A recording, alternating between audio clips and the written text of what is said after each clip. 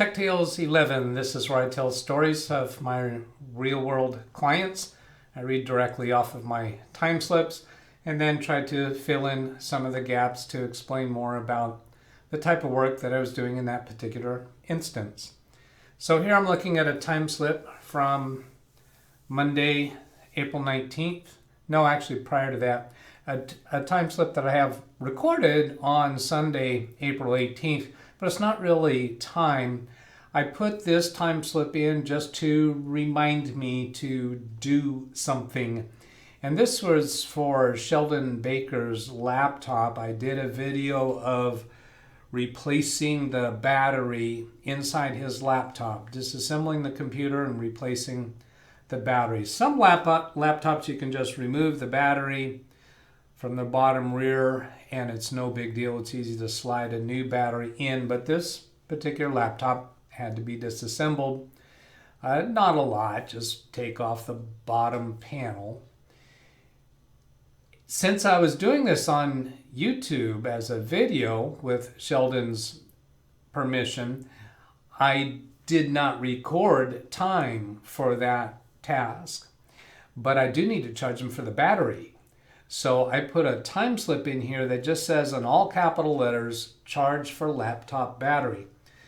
Because I'm putting that in here, eventually that time slip will trigger the creation of an invoice, in which case I would be charging him for that battery and charging him for whatever billable time that I do have on record for him, because he does pay for some of the work that I do when it's not feasible to do a YouTube video with it. So that's a way that sometimes I just use a time slip to trigger me to do something.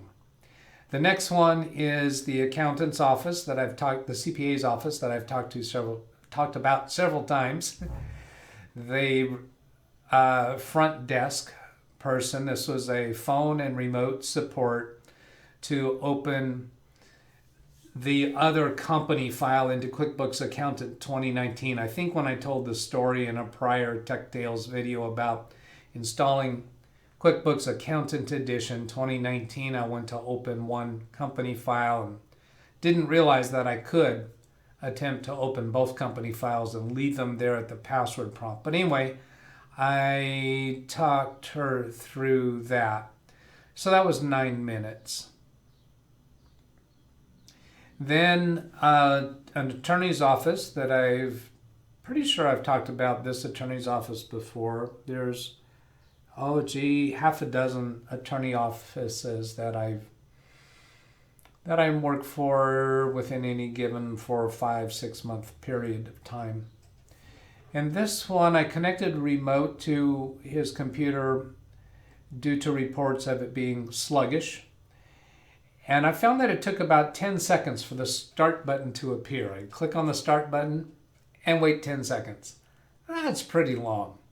Now I recall that he had called me and I said, well, let me connect to the computer and you show me something that is slow. That's a very common request that I make, because a lot of times people will tell me their computer's sluggish and they say, well, just connect when you want to and you'll be able to see that. And no, I don't trust that.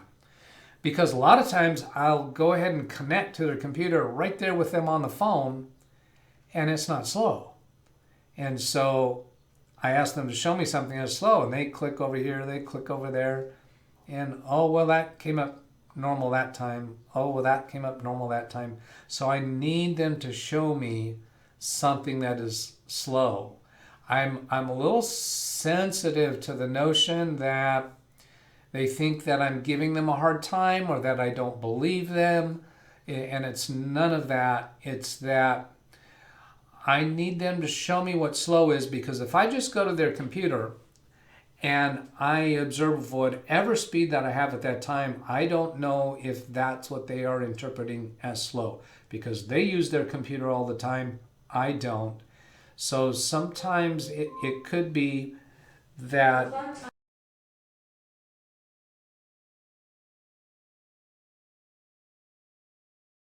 I gotta remember to check Alexa before I start one of these recordings. So yeah, so sometimes their computer feels slow to them, but it's not enough slowness that I will recognize it. And most often it's the case where it's intermittently sluggish. But they don't really realize that because they're not intermittently frustrated with the computer. Once it's giving them problems at one point during the day, they're frustrated the rest of the day. And a lot of times they're not even conscious of the time periods that it's working normally. Particularly, for instance, if they're typing in a Microsoft Word document, they might not realize that it's slow until they go click to open some other program, and that's when they experience the slowness. Well, was the computer really not slow while they were doing their typing, or was it actually performing normally then? They just really didn't realize it because they thought the only time it's slow is when they go to another program. So it's really so important and useful to have them show me sluggishness, demonstrate it to me. And it's surprising how many times it's not sluggish when they try to show it to me after they've just told me that it's sluggish, as in all the time. I ask them, well, is it sluggish just sometimes, intermittently? And they say, it's sluggish. And they don't really answer the specific focusing question that I'm asking them. They give me some other response, and it's just human nature. I've caught myself doing it too. So anyway, 10 seconds for the start button to respond. In the search field, did not respond to typing letters. So you press the Windows key, the menu pops up. If you start typing characters on the keyboard, the search field should show up. And it simply did not show up. So I looked over the computer more and I saw down in the system tray in the bottom right corner, it was either a yellow or red dot indicating that Windows updates are waiting to be installed and the computer needs to be restarted. I'm not going to do anything more with it until that restart happens. It's senseless and useless. I have discovered a wide variety of different, strange, inconsistent symptoms on computers that need to be restarted just to finish installing updates. And I don't know that I can pull them off the top of my head, but a lot of times one-off symptoms, meaning it'll be doing something or not doing something that it's supposed to be able to do. And I see that there's updates pending and I say restart the computer. We wait for it to get restarted and then it's okay. Now sometimes rather than restarting the computer, I'll go into the Windows Update settings screen and postpone updates. Choose a calendar date. You can go into, update space settings. I hit the Windows key, update space settings. And that takes into a screen for Windows updates, and I'll go down to an option that says advanced options, advanced settings, advanced options, something like that. And then in that screen, scroll down a little bit, and there's a drop-down field where you can postpone updates. When you choose that postpone date, that icon, the bottom right corner of the screen with the red or yellow dot disappears. It's gone. And the symptoms typically disappear. I'd want to do that particularly if I happen to know or I suspect this update's going to take a long time and my client really needs to get back to work. So we restarted it. Oh, before restarting it, I tried, according to this note, unable to access Windows Update screen to see specific updates. I tried to go in to see what updates we're trying to install, and I couldn't even get in that screen. I checked WinVer, and that told me that it was 2004. And this apparently was, it wasn't after hours, but yeah, I got the report of the problem. I connected to the computer, So I started working on it. He left the office for lunch. He figured that I was going to need some time to work on the computer. Reasonable. But I found multiple unsaved Microsoft Word documents open. So I needed to check those to see if I needed to save those, because I needed to restart the computer. And it appeared that they were temporary copies of random text from elsewhere. And what I've seen that attorneys will do is they'll go to a website, look up some particular case or statute or some other element of law, and they'll copy it and paste it into Microsoft Word for reference. But it's clearly just a pasted text that they got from somewhere else, not a document that they typed, because there's no header at the top. It's just like starts maybe even mid-paragraph. So I close those without saving them, knowing that you can get back to it. And I've never had an attorney complain about me doing that. If I find there's a document in Microsoft Word that looks like it's something they would need that they typed, and I look up at the top and there's no name assigned to the file, then I'll go ahead and save it. Sometimes I'll use my name and the date, or just use the date, save it in the current folder, maybe make a note of it.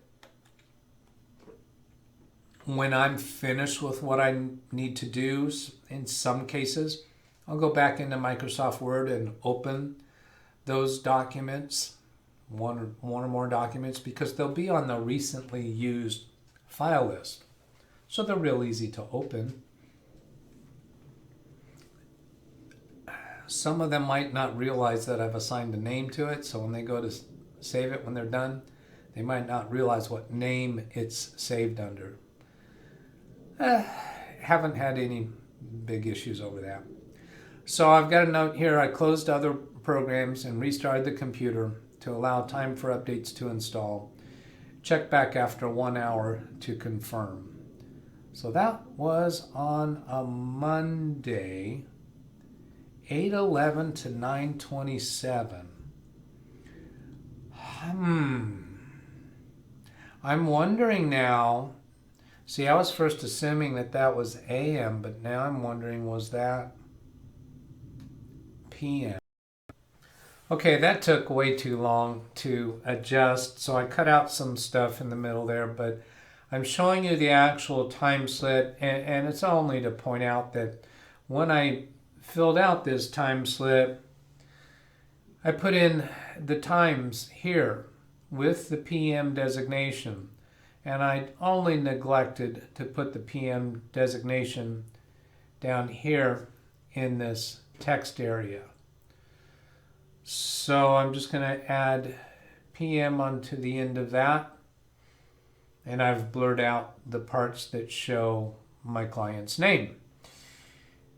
Then let's see what else we have here. So this was after hours, and it was actually his front office assistant that had called me and said the computer was slow, and I told them, well, I'll connect to it tonight and check it out. So this is where it took 10 seconds for the start button, and I discovered that Windows updates were waiting to be installed, and WinVer indicates revision is at 2004, found multiple unsaved Word documents, closed other programs, allowed computer time for updates to install, check back after an hour to confirm the computer responding normally. However, the initialization. Okay, I had to interrupt again to edit out an email address that shows up at the bottom of this time slip. So I'll pick up where I think I probably would have left off. Closed other programs, restarted the computer, allowed time for updates to install, check back after an hour to confirm the computer responding normally. However, the initialization for the update requires entry of a Microsoft account password. Now that actually wasn't the initialization. That was at the end of the update. To get back to the desktop, it wanted a password for what it was just displaying as an email account. Well, my first assumption, which was correct, was that this was for a Microsoft account. And the screen that was being presented was different than any that I've seen before. Now, it was my intention that this computer would not be signing in with a Microsoft account. I'm pretty sure that I have in the past converted this computer to a local account, but I suspect at some point there was a message that showed up on this attorney's screen that said, do you want something extra features? And it wants an email address. So he puts in the email address. I think that's probably what happened. But I didn't have that password. I spent time looking through my records and I didn't have a password for that email account because the passwords that I have for a Microsoft account and for their email accounts for this office is a different email address than what this was asking for. So I just left it at that screen, figuring that when he comes back in the morning, he'll know what to enter. I left the remote connection open, and the next morning I saw that that prompt was still there, and then I checked back again later, and the computer was completely logged in with something else on the screen. So I just ended the session and figured I would find out later what password they entered. And in a subsequent time slip, I think I made a notation in there that I asked for that and they did not know. Couldn't even tell me who entered the password. So I'm kind of wondering if that screen went away. I think I do have that screen actually recorded on a video that I only recorded for my own training and education purposes without being able to publish it. But it was different, and I was worried about it because this computer had recently been connected to remotely by a tech support scammer. Yes, this is that computer. So I was concerned that there was some residual components or elements. I eventually did, in a subsequent time slip, figure out what the password is for that account, although they still were giving me incorrect answers for that. I'll talk about that when I get to that time slip. I've spent enough time on this, but I wanted to show you one other thing on this time slip. This guy right here, this 45 minutes. So remember that I started this restart to install updates, and then I said I was going to check back on it about an hour later. So here's from 8:11 to 9:27. That's less than an hour and a half, but it's more than an hour. Well, I guesstimated that 45 minutes worth of that time was not my working time. I was off doing something else, waiting for the computer to finish its stuff. So what QuickBooks Online and other billing programs let you do is put in a start time and end time and put in a break, meaning time between the start and stop that is not billable. So this down here gives me a summary saying that it's 31 minutes at $110 an hour and shows the dollar amount for that charge. So let's bring us back to camera one and continue to the next item. Let's see, I think I'm not sure if I need to save that. Did I make it, do you want to leave without saving? No. So I will save and close and get back to the timesheet that I've been reading from. But actually, we're done. I think before I do the editing, I'm showing 35 minutes because there were things that happened in the part that I edited out that you don't want to see or hear me describe. So I'm going to just call it quits there, and I'll catch you next time. I hope this was useful. Have a great day. Catch you later. Goodbye.